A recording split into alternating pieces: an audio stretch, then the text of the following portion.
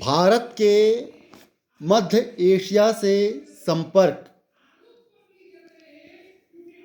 के परिणाम स्वरूप कुछ अनेक परिवर्तन हुए, कुछ सामान्य परिवर्तनकारी घटनाएं हुई। जैसे यूनानी शासक, शक शासक बाहर से आक्रमणकर्ता के रूप में आए, आक्रमणकारी के रूप में आए और उन्होंने यहाँ अपना समानांतर शासन स्थापित किया।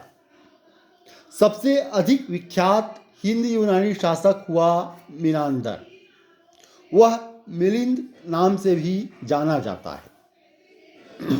उसकी राजधानी पंजाब में शाकल, आधुनिक सियालकोट में थी और उसने गंगा यमुना द्वाब पर आक्रमण किया।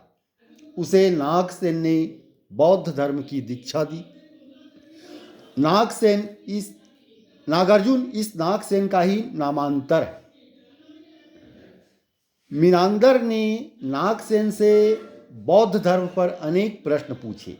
ये प्रश्न और नागसेन द्वारा दिए गए उनके उत्तर एक पुस्तक के रूप में संग्रहित हैं, जिसका नाम है मिलिंद पन्हों अर्थात मिलिंद के प्रश्न।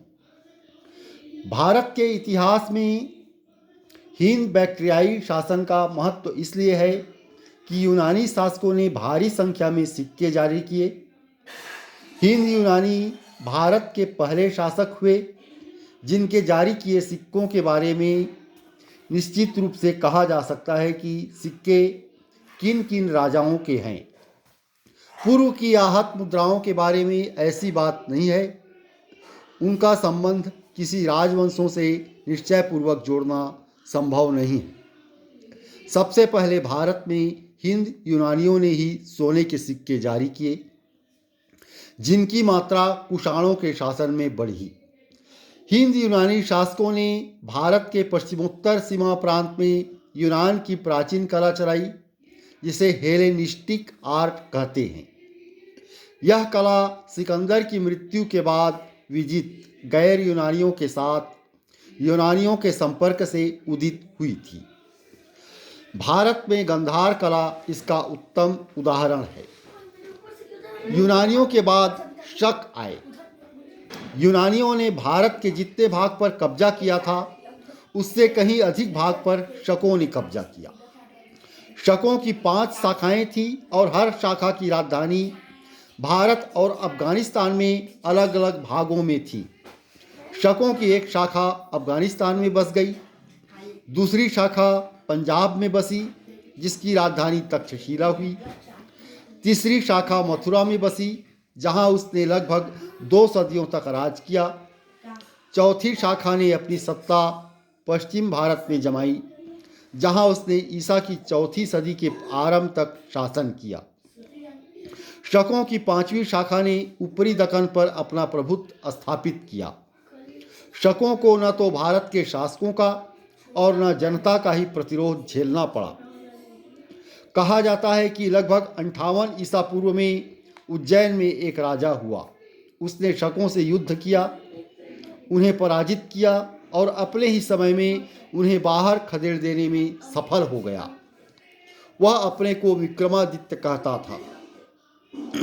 विक्रम संवत नाम का एक नया संवत 57 ईसा पूर्व में शकों पर विजय से आरंभ हुआ। तब से विक्रमादित्य एक स्पृहणीय उपाधि हो गया, ऊंची प्रतिष्ठा और सत्ता का प्रतीक बन गया।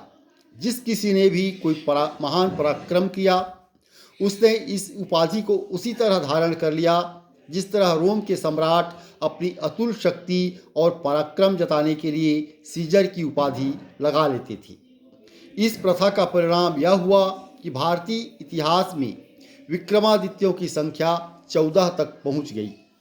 गुप्त सम्राट चंद्रगुप्त द्वितीय सबसे अधिक विख्यात विक्रमादित्य था। भारतीय राजाओं को यह उपाधि इतनी भाई कि इसकी परंपरा खासकर पश्चिमी भारत और पश्चिमी दक्कन में ईसा की 12वीं सदी तक चलती रही। यद्यपि शकों ने देश के कई भागों में अपना अपना राज्य स्थापित किया तथा उनमें जिन्होंने पश्चिम में राज्य स्थापित किया, वही कुछ लंबे अरसे तक यानी 4 सदियों तक राज करते रहे। वे गुजरात में चल रहे समुद्री व्यापार से लाभान्वित हुए और भारी संख्या में चांदी के सिक्के चलाए। सबसे अधिक विख्यात शक शासक रुद्रदामन प्रथम हुआ।